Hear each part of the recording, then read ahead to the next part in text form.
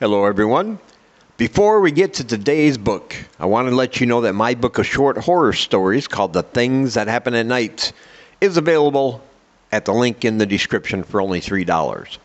I also want to let you know that I have a newsletter I send out 2 or 3 times a month. You can sign up for that absolutely free in the link below or at the link below. And also I have absolutely free stories, 3 of them on Wattpad. And I have the link for that if you want to go and read my free short horror stories. Plus my Twitter and Instagram is down there, so check that out as well. All right, let's get on with the video.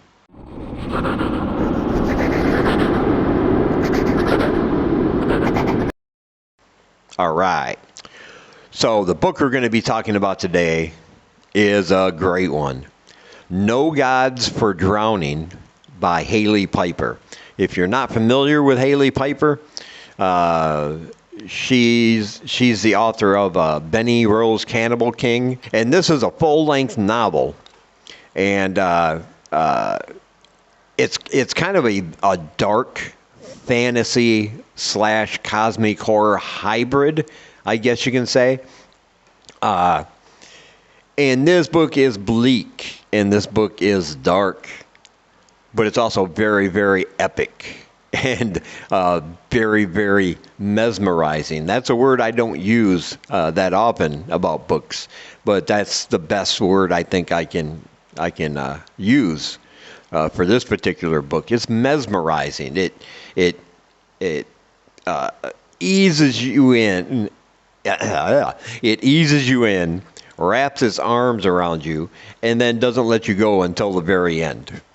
And this is a book basically about a fictional continent and a fictional city on this continent called Valentine, especially a district in that town called the Old Town. And they are used to having gods and goddesses as their protectors, as their keepers. They have a very personal relationship, the people in this place, with their gods. The gods protect them. The gods make sure they live, they provide for them. But in return, of course, the gods want blood sacrifice. People worship the different gods and goddesses that are in this area, but no matter what, every god requires blood and requires sacrifice of these people. And people do it willingly from their different sects, from their different points of worship to their gods, because it's for the greater good, kind of a situation. So, the main job of the gods, though, the one thing is that the gods protect the people from these creatures called glories. Glories are creatures that live out in the ocean, out in the sea, out over the water, but they are at constant war with humans on land, and they seek to destroy people like us and people like in this town.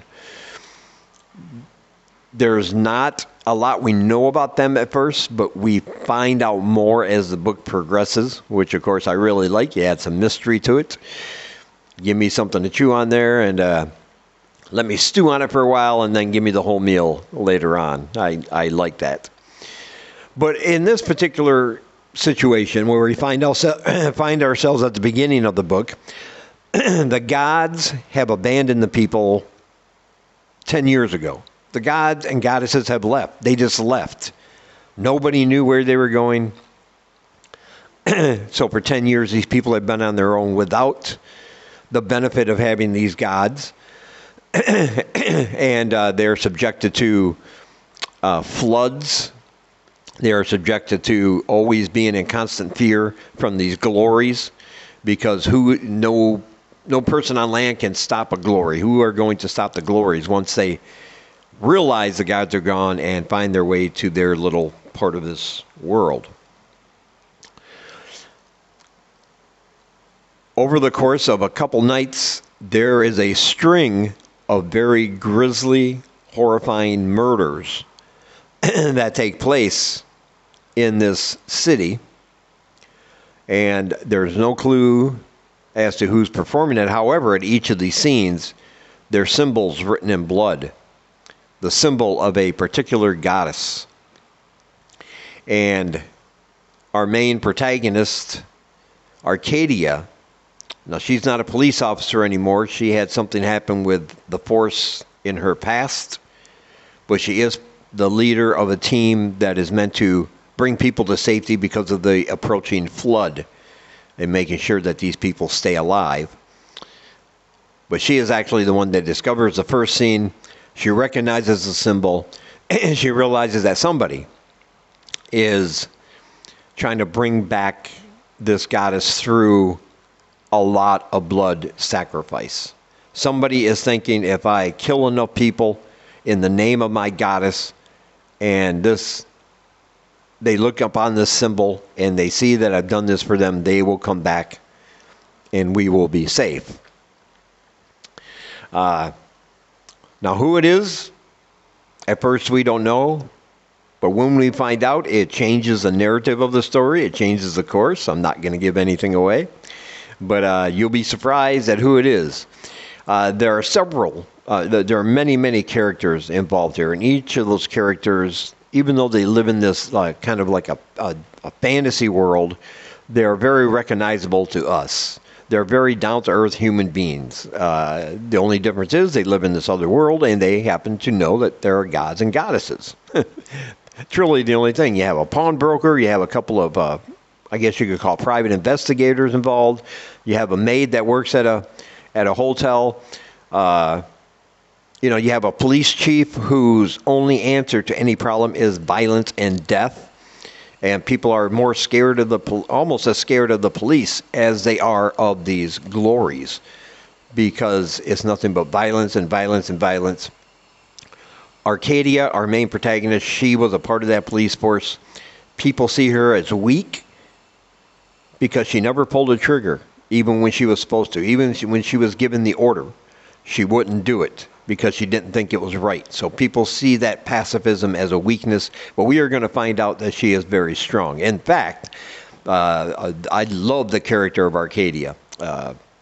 She has this vulnerability and this sadness around her at all times. Yet she's going to wind up to be one of the strongest characters you can read in a book like this that I've ever read.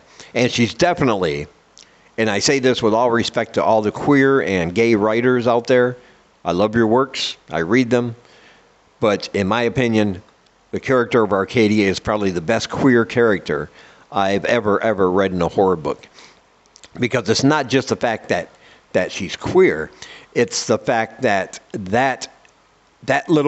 extra aspect of her makes her something more than a standard anti-hero, I guess you can say. That comes into play later in the book also, and actually throughout the book. It's not the only thing she is. She's not just, another gay character like a lot of, straight people like to throw up their hands and panic, the world and the sky is falling. No, it's very important and integral to her character. That's all I'm saying. This is just a fantastic book, and it does get bloody and it does get brutal. But like I said, it's also very epic. It's bleak. It's dark. It'll give you'll feel the feels. I guarantee you.